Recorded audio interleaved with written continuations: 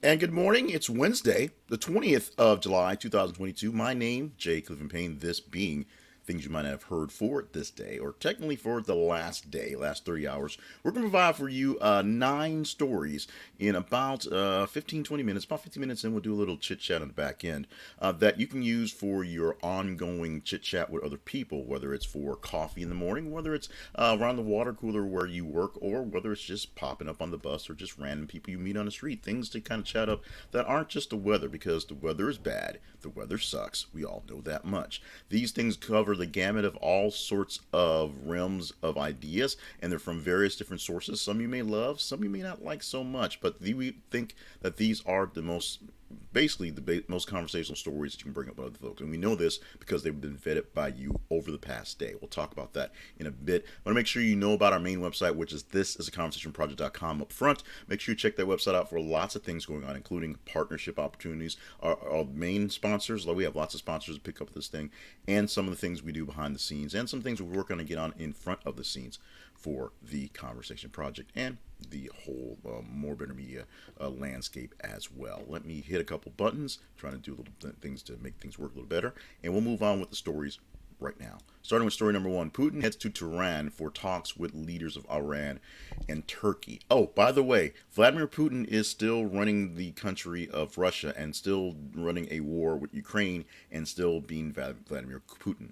We know from a few days ago we had the story we put up here for the things you might have heard that Turkey, which is allowing and at least not vetoing Sweden and Finland's entrance into NATO, reminded the world that he was promised a couple things. Somebody promised him a pony, and if he doesn't get that pony, then he's going to go back to blocking the entrance of NATO for Finland and Sweden, which is a bother to the nation of Russia. Now, Turkey, of course, a NATO nation for all the partnerships and whatever, so to get that big part, but they also trade a lot, work a lot, do a lot with the Russians. Iran, of course, hates everybody, and they hate everybody, and that makes them perfect allies for the Russians.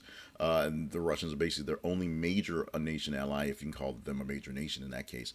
And because of that, Putin is on to Iran, off to Iran, up to Iran, in Iran, meeting with the folks out there, meeting with the folks in Iran. And while he's there, President Erdogan is up there talking to Putin as well, hopefully trying to settle and lay some things down with what's going on in Ukraine, most likely just making his wallets a little bit fatter, to be honest.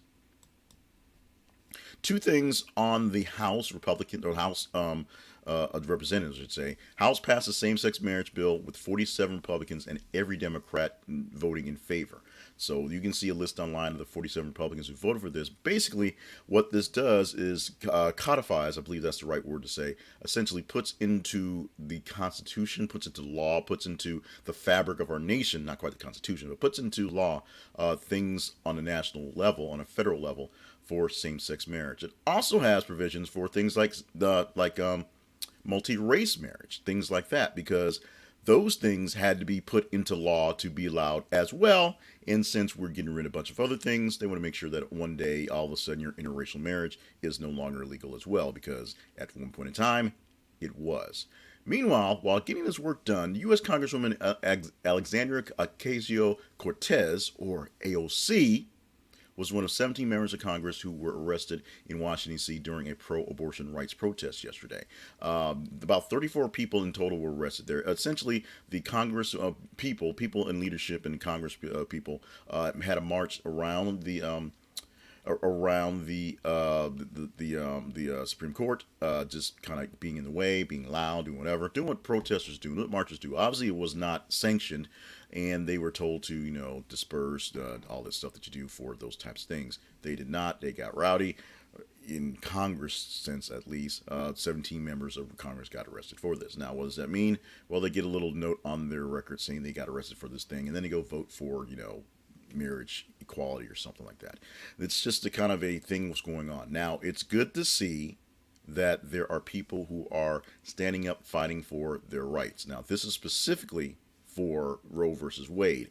But because of Roe versus Wade, like I said, a lot of things are untargeted for revision or and thinking back to the olden days when, let's just say, we weren't quite as progressive, maybe not quite as loving understanding, and not quite as smart. We're going to see how far back they're rolling things back for the world, if you will, coming forward, and how much fight we'll have on both sides, because both sides have a right to fight on what they are shooting for.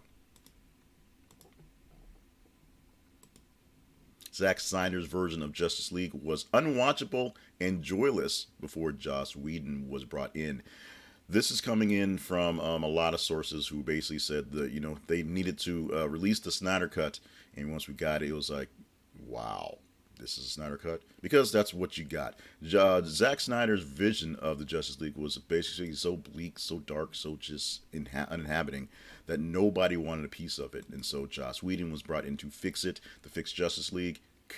He fixed the movie more or less, but couldn't quite fix the love or hate for the DC extended universe. And so they basically broke with the band. In fact, there's stories right now that there's a replacement for Superman. They don't even want Henry Cavill back. They just want to move on forward when they do their next Superman project. We'll see what happens with that going forward. Two stories of the UK dealing with the heat wave. Story number one reads like this. UK breaks its record for highest temperature as heat builds. There have been issues with airline or airport runways buckling up because of the heat. All sorts of major things happening in streets where they're shutting down roads because they're buckling up because of heat. And of course, homes covered in tinfoil and free movie tickets for Redheads as Brits completely lose their minds in heat wave. Now, we here in the States aren't offering up movie tickets to Redheads, but the point behind these things are they're coming up with a lot of novel ways to keep the cool inside, keep the hot outside, including using tinfoil on the windows to reflect back heat. And there are some movie theaters that are running some promotions for Redhead specifically because they burn so well that they can go and sit in the movie theaters for free to get them out of the heat and get some coolness and keep them from turning crispy. One of my best friends' favorite Redhead has those same issues, so she's not in Britain, but hopefully down in Baton Rouge she's spending lots of time inside of the dark caverns of museums and movie theaters, because I know it's down hot and humid down there. Let's move on to U.S. Secret Service has determined it has no new text to provide to Congress relevant to January 6th investigation. In fact, they only provided basically one text. What happened? Well, the story, as we said yesterday in the story head for that one, is continuing to go back and forth and back and forth. But the really, really, really, really weird part about the whole timeline is January 6th happened on January 6th. About a week later, the Secret Service was asked to provide some text messages to go along with that day, the 5th and the 6th, to kind of give a chronology of what happened going forward. Around the 27th and 28th, well, that's when they had their upgrades. So somewhere between, within a span of 2 weeks when they were told to do something, and a few weeks when they were told that something happened, or whatever that happened, all hell broke loose, whatever happened, and now they've lost a whole division's worth of text messages, which seems implausible, but they all got new cell phones that are better, and that's what's important. I guess. Maybe. I guess. Students in Dallas School District must wear clear backpacks after Uvalde shooting. Now, this is a classic example of overreach and over protection, because one person ruined it for everybody. And in this case, that when they ruined it, they really ruined it for everybody. Now, not that I am, in with big backpack and looking to get a Care Bears backpack on every child because it's worth money. But this is the issue where the students in the school district are wearing backpacks that are clear to make sure that they aren't carrying contraband inside the school because someone from the outside came in and shot the school up. This is where the issue is there. The justification is not we have violence in schools, so we're making clear backpacks so kids can't sneak stuff in. We're saying we're doing what little we can to say we're doing something because we can't do anything about the outside people. We won't take away the access to guns, or we won't do a better job of monitoring social media, or we won't just make sure doors lock, whatever it is. Not to blame anyone in particular for a thing, but we won't do any of the outside things to manage what happened here, where an outside person came in. We're gonna do stuff to make the people inside feel kind of sucky. And maybe it's something I need to do for the school district. I know here in where I am, a few years back, there was a short time where the school district did mandate clear backpacks, and they still actually sell clear backpacks every year for school for some people, because some people actually like clear backpacks, so that they're not bad. But they went a year where basically it's like going to it's simple. Essentially what we do here, when we go to sporting events and events at the concert venue, you can go in with a clear bag, so people can see what's going in there, because I guess we're still worried about these things. But a big old purse that's all black and whatever, you can't bring that into the stadium. I guess it's the same similar thing, although we don't have mass shootings here in Arkansas where people are sneaking in AK-47s or AR-15s into their purses. If they are, they're much better than me, I'll tell you that much. Let's move on to this one right here and talk about just the love of a family, the love of a father, love of a mother, and sticking your guns to stay loyal. A not so family affair is the main headline from OK! Exclamation point. Ben Affleck's daughter Violet snubbed dad's wedding to J-Lo. She's extremely loyal to Jennifer Garner. Quote. So this may be a more serious story than you think. This may be a bigger thing than you think. As everybody is all in love with Ben Affleck and Jennifer Lopez, that Jennifer, getting married after meeting 17 years ago. I believe that was at the Geely thing. I believe that's where that all started from. But after 17 years of knowing each other and going off and doing other things, of course, Ben Affleck marrying somebody else, J-Lo marrying like 3 other somebody else's. They are together. They are in love. We'll see how this thing lasts.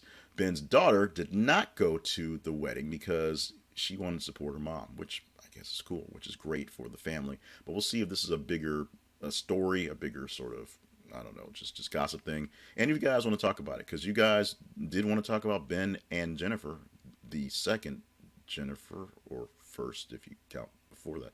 But we'll see if you guys want to talk this up as well. If you do, it's simple. Engagement. Follow the feeds on Facebook and Twitter. And as we post news stories every 50 minutes, when a story pops in there, just engage with it. Like it, love it, hate it, share it on whatever platform you're on, whether Twitter or Facebook. And if this one is deemed more popular, one of the top 15 stories coming tomorrow, we'll chat about it. Guaranteed. Right now, let's chat about things to keep things going on here, keep lights on here. And we're going to talk about Robinhood.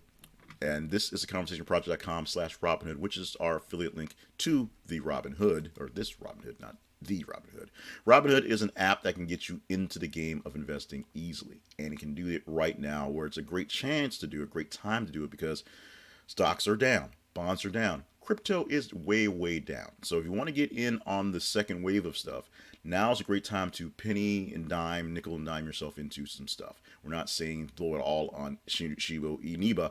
What we're saying is do some smart investing, get in on a couple things while they're on the low end, because when they rebound, when the market gets better, it will be better. The sun will come out tomorrow, so we have a pretty good chance of getting better tomorrow. And we're going to see if that happens. You can do that using Robinhood. Now, with Robinhood, you can buy your own stocks at no cost to you. In fact, when you sign up and make a deposit to buy something, they will give you one free stock to get started. So it's free money literally off the bat. It can be anything from, I got Zynga stock for my time, so Zynga did well for a bit, but it can be anything from something like Zynga to something like Apple and Amazon and Google or Alphabet. You can get a big time stock. It's random.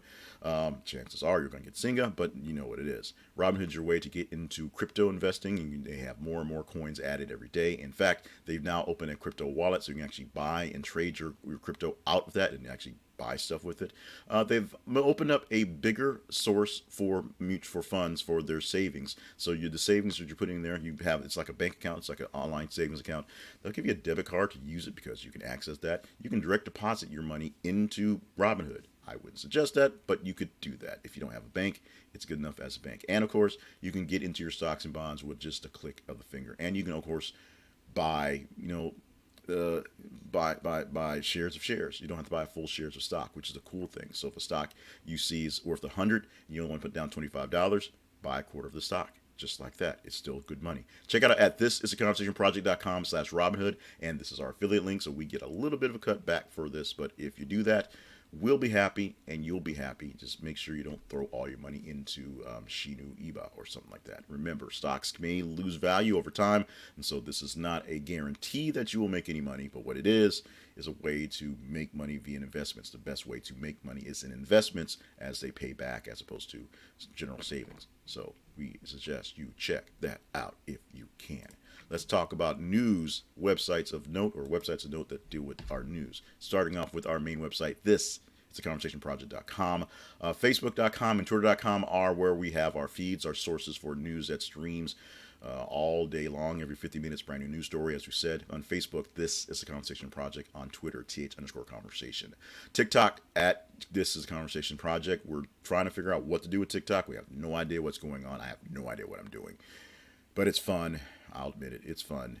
It's still a waste of time. And on YouTube, this is conversationproject.com/YouTube. Check it out there. And so you get this 5 days a week, just in case you're not getting it. And make sure you subscribe and hit notifications so that when you get that notification at 5:50 in the morning, or I believe it is 4:50 p.m. over in Kuwait, you can know when we're live. Saying what's up to my good friend Josh out there. Hopefully you're staying cool and enjoying the snacks that we're sending your way. Let's get to some today things you might not have heard, starting off with birthdays for the day. It's your birthday, it's your birthday, it's your birthday. Carlos Santana. Carlos Santana, 75 years old. I don't know where that came from. Carlos Santana is 75 years old today, national treasure, and having some issues recently having to leave a concert for exhaustion. We hope he gets better as well. We hope he doesn't have to. He's one of those guys that doesn't have to tour because he's broke. He's touring because he loves it. We hope to get a chance to tour as much as he wants to, not as much as he needs to get the bills paid. Dean Winters, who is known from Law and Order, known from being in 30 Rock, known from way, way back in lots of great films, and of course,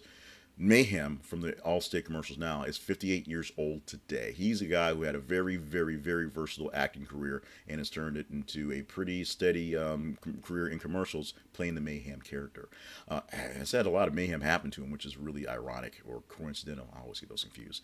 And Gisele Bundchen, who is Tom Brady's wife, which is pretty much all you need to know because Tom Brady is basically Gisele Bundchen's husband, for all practical purposes. 42 years old on this day. And one thing I do always bring up, because I'm a bitter person like that, remember that Tom Brady left his pregnant supermodel girlfriend to marry his other pregnant supermodel girlfriend, which is Gisele Bundchen, who is, actually 3 times richer than Tom Brady.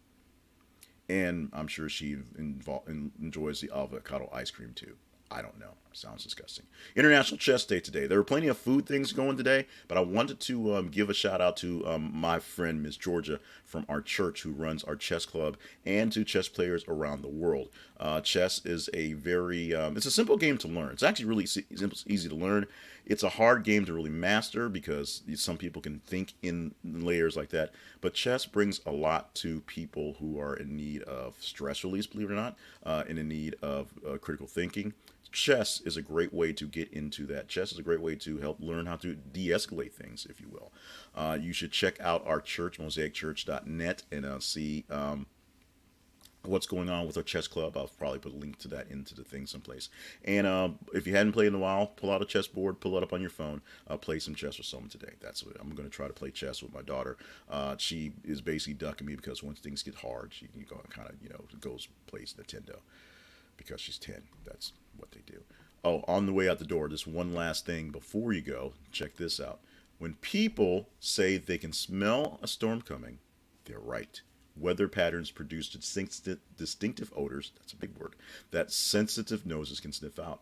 When rains return after a dry spell, many of these odors are stronger than ever. Essentially, the smell of ozone, which we know is a thing, that's it's an extra layer of oxygen, for lack of really stupid terms, I don't know it.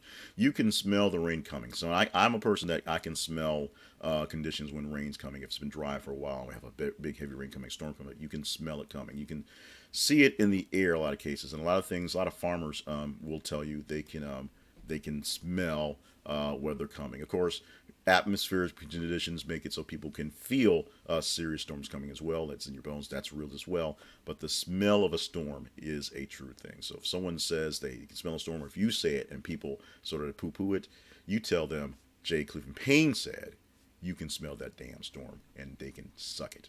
That's what I just said. I don't want you to suck it. I want you to have a great Wednesday on July 20th, 2022. Thank you so much for being a part of this thing here. This thing takes a lot of work, a lot of effort, and the dividends are great in what we produce, great in what I can see I can do, and great in the conversation I get to have with folks, but not very great in the cash way. So if you want to help us out, it's pretty simple. Go to our main website. This is theconversationproject.com. Click on the links for sponsors and just visit any one of the sponsors. There's their affiliate links. We get a little bit of cut back from that. Click on the link for partnerships. There's various ways where you can directly partner up with us, essentially give us money into this, a Patreon style type thing. We don't use Patreon anymore, but we have some other things there as well, including Buy Me a Coffee, where you can buy subscription coffees. We have Cash App and Venmo and those things as well, and of course, just checking out the things we're doing online. And if you're missing this live, maybe you're watching this because you clicked on the link in the newsletter, we're putting replays, we're putting links out there so people can check this thing out as it matriculates down in the future. So stop by the website, subscribe to the newsletter, make sure you get these links to you. We post it essentially right after we finish the video. You'll get that around 6:20 or so every single morning, and you can see the links, you can read them directly, and you can just watch the video if you want to go ahead and do that as well. In the meantime, stay hydrated, especially you out there, Josh. I know it's hot out there. Stay limber and stay on task. We need you here. We need you on this planet. We need you doing great things going on because you have great things to do, and we're going to do that. Lord willing, and creek don't rise. Creek ain't rising anytime soon because we're not getting the rain.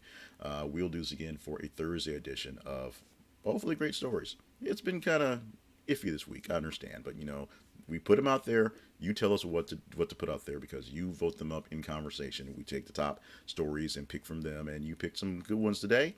I'm sure whatever we have coming out today, we'll have good ones for Thursday's edition coming up tomorrow.